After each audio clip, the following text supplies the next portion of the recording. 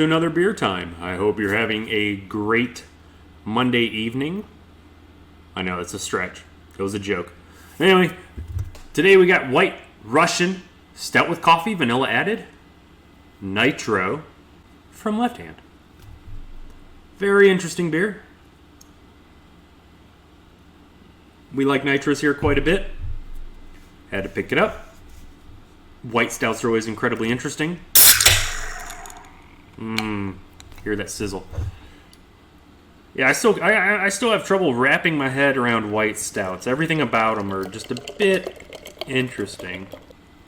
Interesting, but yet good still, at least. Haven't had one I don't like yet. I think my favorite has been Drag's Milk White Stout. Very interesting beer. Got our wonderful nitro settle. Smells a bit creamy. That's a good one. So, I still can't figure out white stouts. It's that one beer. I don't know what's going on. It's got a very distinct taste. Very distinct smell, feel, everything. Very different than any other kind of beer out there, I'm pretty confident in saying. And this one takes it even further, because we're adding coffee and vanilla to an already distinct taste. We're adding two very profound, strong tastes to something very different. Now, don't let the can fool you. It does say White Russian. It is not a liquor beverage. It is indeed in beer.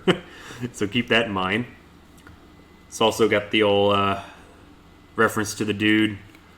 It's pretty sweet.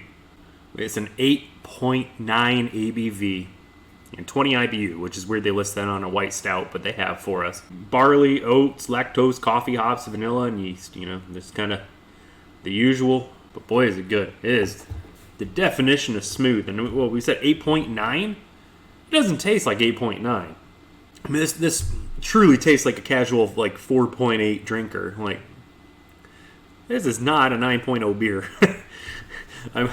I have a really hard time believing that. I guess I'll find out by the time I finish it if it is or isn't, right? But Left Hand is probably the best at the nitros right now, as we did the Pink Flamingo as one of the first videos on the channel ever. Which went incredibly well. It was very fun. And so I saw another Left Hand Nitro, had to grab it. As incredibly different as this one is, compared to a raspberry blonde, or whatever that one was, still just as good. Now, I've only seen it a couple times in stores, maybe twice. Not super easy to get a hold of, I guess. Easy enough if I got it, though, right? Because I don't venture too far out of my comfort zone in the house, to be honest. But it's good. I'm going to try and keep this one short and sweet. We're going to say this is a must-buy. Like, must, go find it. See if you can get it. See if a friend knows where you can. Because it's just so different. It's so good to have such a creamy, light, slightly coffeed stout with nitro. The added bonus. With such a high ABV and yet still be so silky smooth. It's really one of a kind. Never had anything like it. I don't think anything like it's going to come out anytime soon.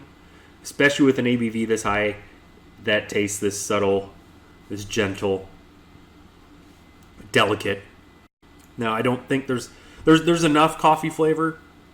It's not like a traditional coffee stout where it's like black coffee in your face, which is generally what I'm used to and what I like for the most part.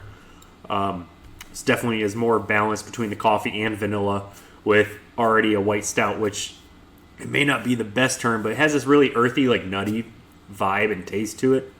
I'm sure it's probably not the best description, but it's the best I can come up with. But if you do find it, do buy it. This is a must buy. We haven't had many of those on here. And let me know what you think. It is a bit pricey, but the ABV is worth it. The beer is excellent. Left Hand does not make bad beer. I'm not kidding you and sending you in the wrong direction. You will be happy with this one. And let me know if you think it's as good as I do, where you found it. It's just good. It's very subtle for how strong it is. So that's a great thing. And I'll see you guys next time.